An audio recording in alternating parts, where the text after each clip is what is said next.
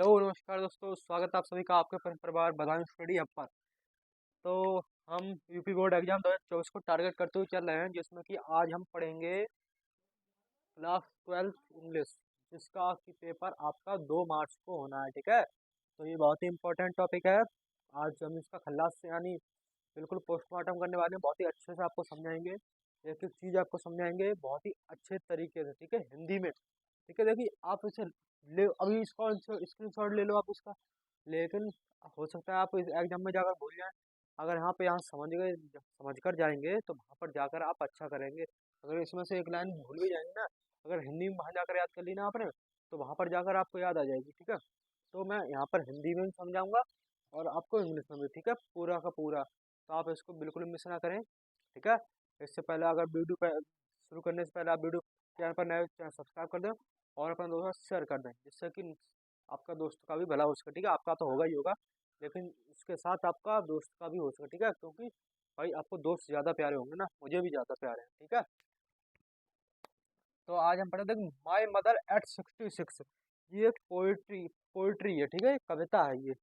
तो आज हम इसका सेंट्रल आइडिया पढ़ने जा रहे हैं, यानी केंद्रीय भाव। सेंट्रल आइडिया का मतलब होता है केंद्रीय भाव। ठीक है, अपना व्यक्त करेंगे उसमें हम। ठीक है, जो कि हमने पोयम पढ़ी उसका सारांश, यानी उसका मतलब कविता क्या क्या कही, क्या क्या सोचती है कवित्री उसके बारे में। ठीक है, पोइट क्या सोचता है। ठीक है, वो आज हम पढ़ने वाले हैं। तो चलिए आज की क्लास को शुरू करते हैं। ठीक है, तो सेंट्रल आइडिया। ठीक है, माई मदर एट 66 आप हेडिंग डालेंगे, उसके बाद सेंट्रल आइडिया हेडिंग डालेंगे, उसके नीचे ही लिखेंगे। ठीक है, सेंट्रल आइडिया यानी केंद्रीय भाव। ओके, फिर लिखेंगे देखिए the poem of my mother eight 66।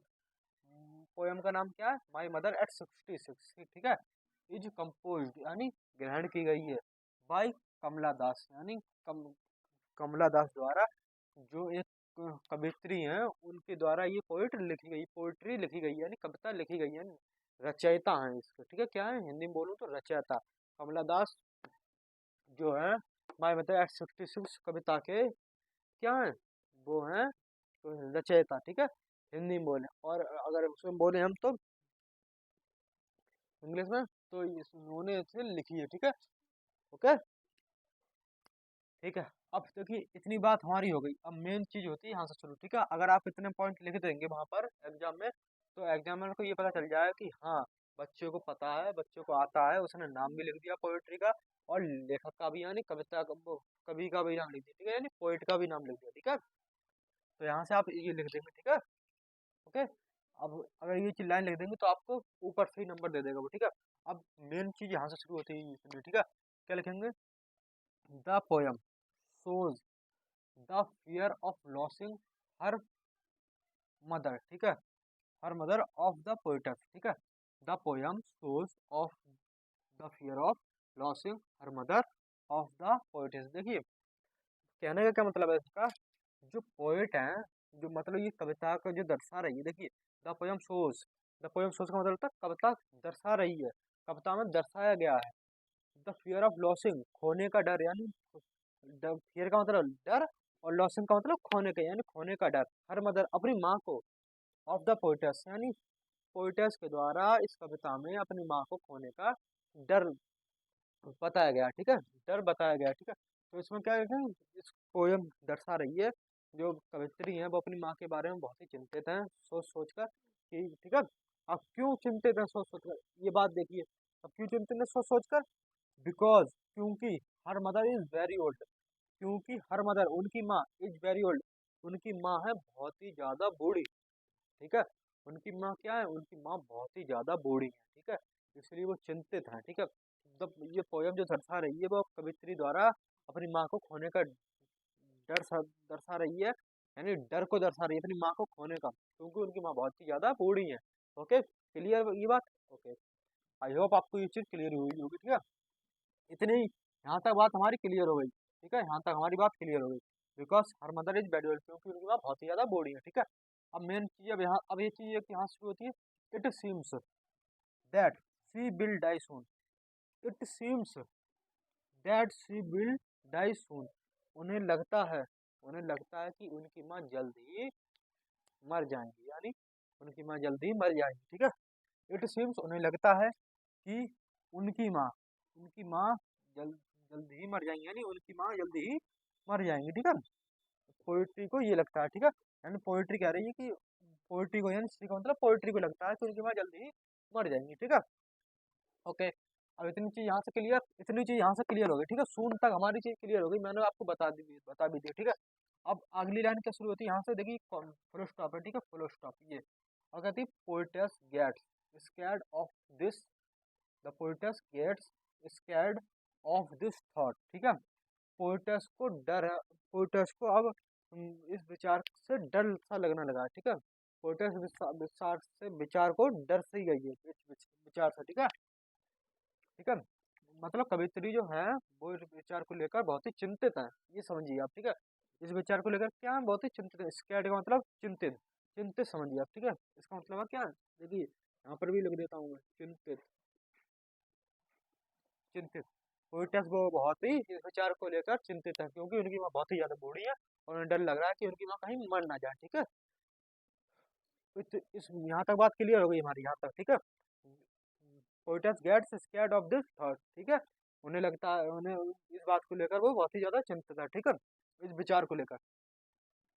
To come out to come out from this negative thought, इस विचार को, इस नेगेटिव थॉट यानी इस नकारात्मक विचार को अपने से दूर करने के लिए, यानी बाहर करने के लिए, अपने दिल से बाहर करने के लिए, इस विचार को to come out from this negative thought, यानी इस विचार को वो बाहर करने के लिए, नेगेटिव विचार को बाहर करने के लिए, she looks outside of car, she looks outside of car, यानी वो कार से बाहर देखती हैं, बाहर की तरफ देखती हैं।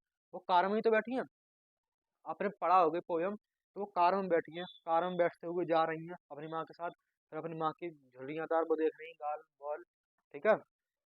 फिर उन्हें लग रहा है, बहुत डर लग रहा है कि माँ, मेरी माँ बूढ़ी हो गई है और कहीं तो ये मन ना जाए, ये ना हो जाए, वो ना हो जाए, ठीक है। तो ये चीज़ उनको सता रही है, चिंतित है इस विचार से वो, ठीक है। तो फिर बाहर देखती हैं वो अपने मन बहलाने के लिए, फिर वो देखती हैं कि कई सारे बच्चे खेल रहे हैं, पेड़ पौधे चल रहे हैं, ये हो रहा है, वो हो रहा है, मतलब बाहर की दुनिया बहुत ही इंजॉयफुल है, ठीक है, वो देख रही हैं। तो वही चीज़ यहाँ पर दर्शाई गई, लेकिन हमें शॉर्ट में लिखना है, ठीक है, हमें ज़्यादा बड़ा नहीं लिखना है कि हमें इतना बड़ा नहीं लिखना है कि 300 शब्दों में जाए, 300 वर्ड में जाए, नहीं, छोटा लिखना है अपने नंबर के हिसाब से, ठीक है। 4 नंबर चाहिए हमें, कितना लिखना है भाई, एक पेज ही तो लिखना है, एक पेज हो जाएगा, ठीक है। नेगेटिव थॉट, सही है। She looks outside of car, यानी वे कार से बाहर की तरफ देखती हैं। The world outside of car, the world outside of car,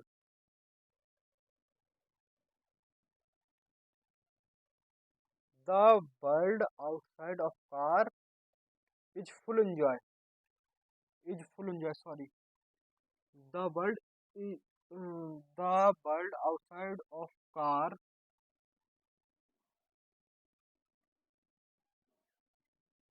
देखिए, the world outside of car is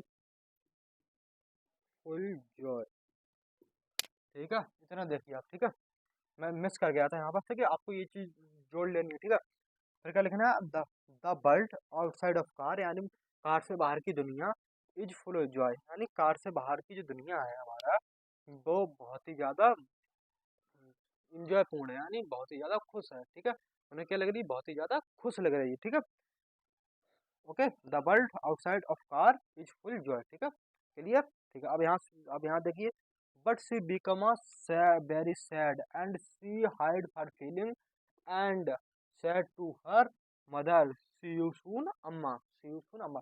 अब देखिए यहाँ से समझिए आप, बट सी बिकम, लेकिन वह, but she become a very sad, लेकिन वे बहुत ही दुखी हो जाती हैं, लेकिन वे बहुत ही दुखी हो जाती हैं, एंड और वह अपनी फीलिंग को छुपा लेती हैं, सी हाइड हर फीलिंग, यानी वह अपनी फीलिंग को छुपा लेती हैं, and said to her mother, और अपनी माँ से कहती हैं, सी यू सून अम्मा, सी यू सून अम्मा, ठीक है।